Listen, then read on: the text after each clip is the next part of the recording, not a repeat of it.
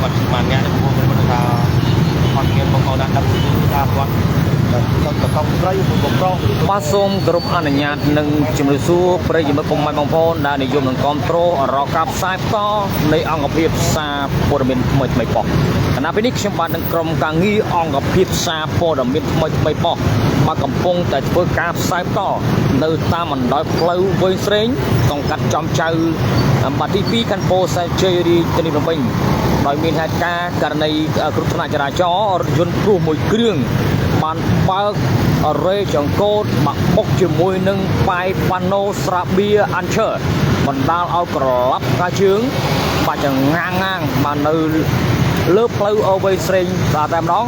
បើឃើញថាមានការកកស្ទះចរាចរណ៍ផងដែរដោយបងប្អូនយើងមកកំពុងតែធ្វើដំណើរបាទតាមផ្លូវបាទតតែម្ដងប្រភេទបងប្អូនជួយឡានឥណ្ឌូនេស៊ីដោយយើងមិនទាន់ដឹងថាតកង់បាទរថយន្តនេះបាទបោកក្នុងស្ថានភាពស្រវឹងឬមួយយ៉ាងណានោះទេស្រីឬប្រុសមានរបួសឬមួយយ៉ាងណានោះទេបាទប្រិមិត្តបាទនេះបាទតាមព័ត៌មានពីបងប្អូនប្រជាពលរដ្ឋដែលនៅត្រង់ចំណុចបាទទីតាំងបាទកន្លែងកាត់ហេតុបាទកាត់ហេតុគឺបាទម៉ោង4បាទទៀបភ្លឺបាទថ្ងៃទីបាទ3បាទខែកុម្ភៈបាទឆ្នាំ2026បាទយើងឃើញហើយបាទប៉ុស្បុកជាមួយនឹងប៉ាយប៉ាណូបាទបណ្ដាលឲ្យបាក់បាទប៉ាយប៉ាណូស្រាបៀអានឈើបាទមួយដើមបាទផងដែរសមត្ថកិច្ចចរាចរណ៍លោកបាទកំពុងតែធ្វើការបោះវែងក៏ដូចជាដោះស្រាយជុំវិញហេតុការណ៍ករណីគ្រោះថ្នាក់ចរាចរណ៍នេះផងដែរប្រិមិត្តបាទនៅព្រឹកបាទថ្ងៃទី3បាទខែកុម្ភៈបាទឆ្នាំ2026បាទរថយន្តព្រោះបាទពណ៌រៀងប្រផេះបាទពណ៌រៀងប្រផេះបាទបាទនឹងពណ៌អីបងប្អូនយើងបាទពណ៌រៀងប្រផេះហ្មងទៅបាទរថយន្តព្រោះដែលពាក់ស្លាកលេខបាទភ្នំពេញ 2BL 08និង25បាទកន្លប់ខាជើងនៅតាមបណ្ដោយផ្លូវវែងស្រេងបាទទាំងព្រឹកព្រលឹមតែម្ដងរថយន្តរងការខូចខាតយ៉ាងដំណំផងដែរប្រិមិត្តយើងទៅតាមដាននៅទស្សនារថយន្តបាទទាំងអស់គ្នាបាទយើងឃើញថាបាក់កញ្ចក់រថយន្តបាទរីឯកង់រថយន្តគឺបែកបាក់កលេបាក់កលែងអស់លីងបងប្អូនយើងបាទគឺបាទកតិចកទីគ្រឿងសល់ទេឃើញបាទគឺតិចតែម្ដងបាទដោយយើងមិនទាន់ដឹងថាតកង់រថយន្តនោះបើកបោកក្នុងស្ថានភាពស្រវឹងមានរោងរបួសឬមួយយ៉ាងណានោះទេស្រីឬប្រុសក៏យើងមិនទាន់ដឹងដែរនេះបាទតាមព័ត៌មានបងប្អូនប្រជាពលរដ្ឋបាទក៏រាយការណ៍មកណាបើថាតកង់រថយន្តអត់នៅទីតាំងបាទកន្លែងកាត់ហើយនោះទេបាទគឺកន្លាប់ភ្លាមបាទមិនដឹងទៅណាទេបាទគឺបាត់ស្រមោលឈឹងតែម្ដង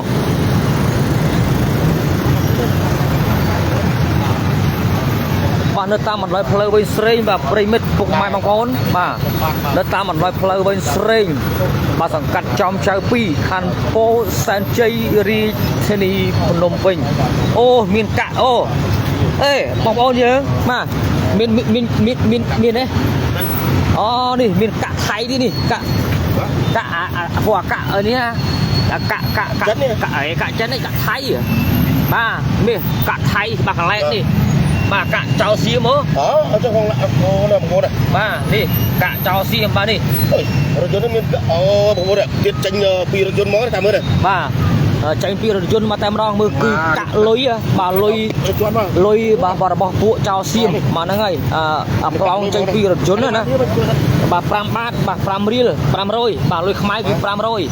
បាទនឹងមើលបាទ500រៀលលុយខ្មែរបាទដាក់ញ៉ាចោលសៀមបាទ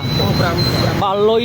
បាទពួកចោលសៀមទៀតបាទមិនដឹងតែគាត់បើកបមកពីណានោះទេបាទគឺមានលុយ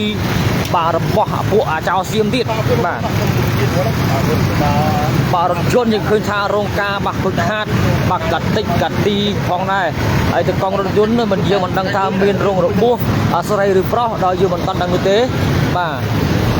រោងចាំសមត្ថកិច្ចចរាចរណ៍ជំនាញធ្វើការវាស់វែងបាទក៏ដូចជាយករថយន្តទៅរក្សាទុកដើម្បីរោងចាំដោះស្រាយអត់ពេលក្រោយផងដែរយើងឃើញថាប៉ាយប៉ាណូបាទស្លាប៉ាយប៉ាណូបាទស្រាបៀអានឈើបាទបាក់អស់មកដើមមកផងដែរបាទប្រិមិត្ត បើឃើញថាបង្កការកកស្ទះចរាចរណ៍ផងដែរនៅតាមអណ្ដោយផ្លូវវ័យស្រេងចំចៅ2បាទសង្កាត់ចំចៅ2ខណ្ឌពោធិ៍សែនជ័យរាជធានីបាទភ្នំពេញផងដែរប្រិមិត្តបាទយើងឃើញថារថយន្តនេះខ្លោងចេញមកគឺបើលុយពួកអាចោសៀវណាបាទ5បាតណា500លុយខ្មែរបើគិតជាលុយខ្មែរបាទ500លុយខ្មែរប្រិមិត្ត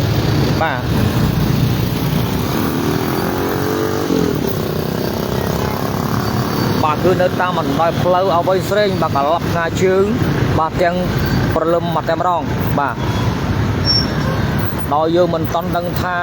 បើកបោកក្នុងស្ថានភាពប្រវឹងឬមួយងងុយដេកបាទស្រីឬប្រុសក៏យើងមិនតន់ដឹងទេបា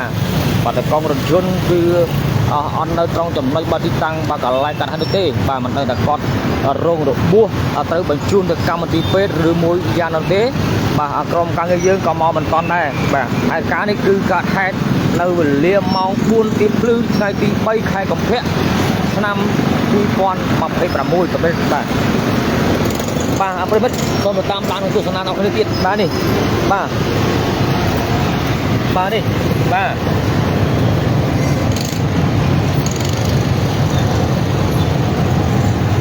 បាទគឺលុយពួកអាចោសៀមបាទឲ្យលុយពួកអាចោសៀមបាទ100% បាទតែម្ដងបាទប្រិមិត្តយើងមើលដល់គ្នានេះបាទ5បាតស្មើនឹង500លុយខ្មែរបាទពួកចៅសៀមបាទ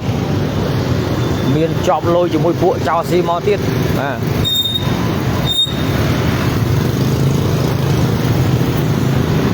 អូដូចជាមានបាទដូចជាមានម៉ូតូមានអីដែរបងប្អូនយើងបាទនេះបាទដល់យើងមិនតន់ដឹងថាប៉ះជាមួយម៉ូតូឬមួយយ៉ាងណានោះទេបាទដូចជាមានបាទអត់តែម៉ូតូផងដែរបាទដូចជាតែម៉ូតូបាទសង022បាទ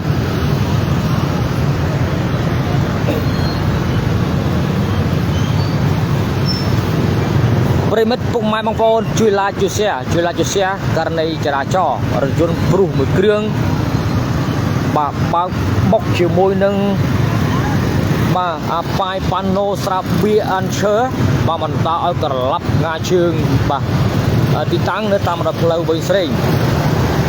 សង្កាត់ចំចៅ2ខណ្ឌពោធិ៍សែនជ័យរាជធានីភ្នំពេញរថយន្តរងការខូចខាតយ៉ាងដំណំផងដែរយើងឃើញថាសមត្ថកិច្ចចរាចរណ៍លោកកំពុងតែដោះស្រាយក៏ដូចជាធ្វើការវាស់វែងនិងយករថយន្តទៅរក្សាទុករងចាំដោះស្រាយផងដែរ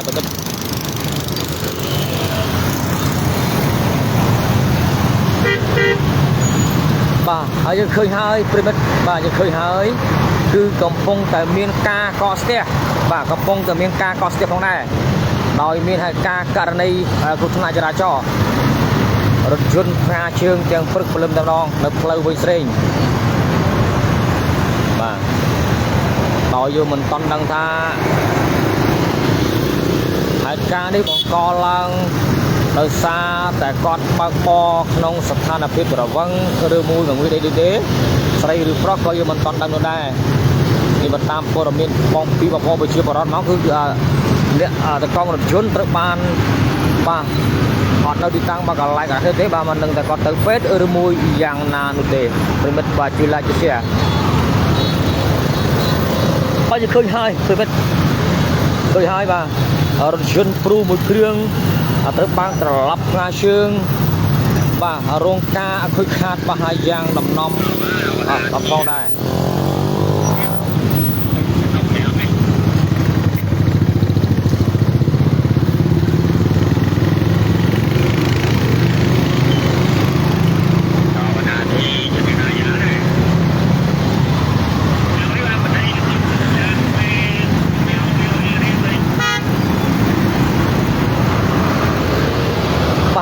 បាទជួយ like ជួយ share បាទជួយ like ជួយ share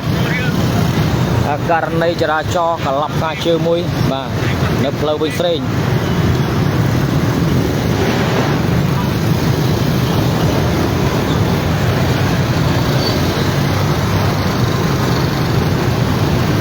បាទសូមតាមដានបន្តបន្តិចទៀតបងប្អូនយើងបាទសូមតាមដានបន្តបន្តិចទៀតបាទរថយន្តបាទរងការខូចខាត បាទយ៉ាងដំណំកតិកទីផងដែរ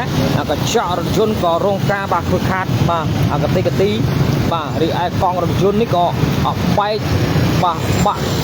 បាទកម្មបាក់អីអស់លាបងប្អូនយើងបាទគឺបាក់កលេងអស់ហើយបាទគឺស្ទេចតែម្ដងអត់ដឹងដែរលោកពូអត់ដឹងដែរខ្ញុំមកអត់តន់ដែរ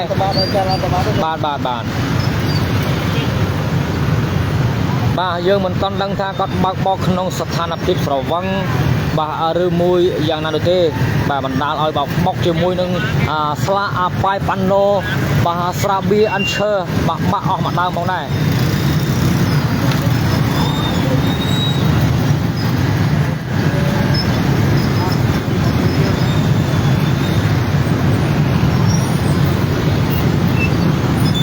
បាទនេះគឺបកគោលស្លាបាយប៉ាណូអានឈើស្រាបៀអានឈើបាទបាក់អស់មួយដើមហើយបាទអូបាទគឺបាទហើយមិនលឺមិនដឹងថាយ៉ាងណាយ៉ាងណីទេបាទប្រិមិត្តបាទគឺបាទដល់ថ្នាក់បាក់បកគោលអស់មួយដើមបាទលបឿនគឺមិនតិចទេបាទលបឿនក៏មិនណយដែរបាទដល់ថ្នាក់បាយប៉ាណូដាក់ចប់ជាមួយនឹងទ្រូងផ្លូវចាក់ស៊ីម៉ងចាក់បេតុងហើយនៅតែបាទក៏ឡាប់ក៏បាក់បោះអស់មួយដើមមកដែរបាទមិនដឹងថាគាត់បើកបោកក្នុងស្ថានភាពបាទលបឿនដល់ប៉ុណ្ណានោះទេបងប្អូនយើងបាទគឺបណ្ដាលឲ្យប្រឡាប់បាប់ខាជើងតែម្ដង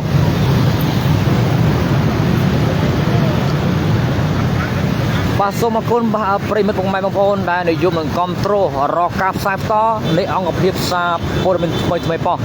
ណាពេលនេះបាទខ្ញុំបាទនឹងក្រុមការងារអង្គភាពថ្មីប៉ុស្តិ៍ក៏សូមបញ្ចប់ការ live ទៅត្រឹមសិនបាទបើសិនជាមានពេលពេចឆ្កំឆ្គងត្រង់ណាដែលមិនសមរម្យក៏សូមខន្តីនឹងអភ័យទោសកាលណាពេលនេះខ្ញុំបាទនឹងក្រុមការងារបាទសូមអរគុណបាទសូមគោរពលា